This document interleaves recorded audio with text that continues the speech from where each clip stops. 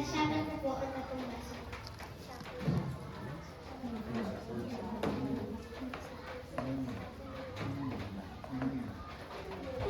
Yung tanda niya. 1, 2, 3 lang yan. Saan ko ninyo kung sa baso ko nilagay ang tubig. Sabihin mo na. Number 1, tingnan po natin.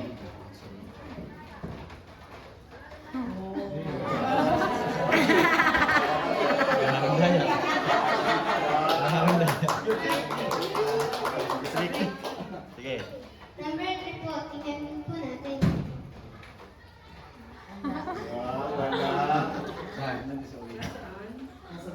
Nasa gitna.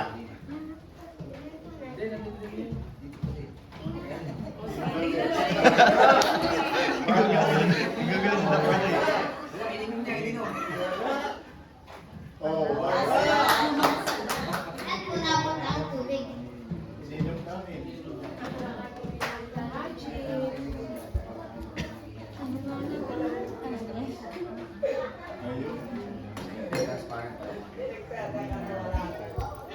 Ganito po ang nangyari.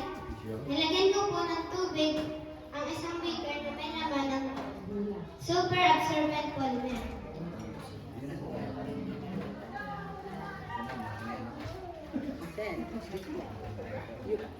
Tapos, sinisip ko ng super absorbent polymer yung tubig kaya ako nagiging gel o jelly.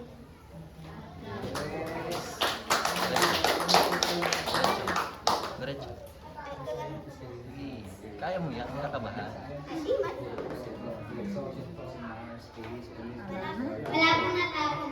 Kasi po sinisip ko ng super absorbent polymer yung tubig.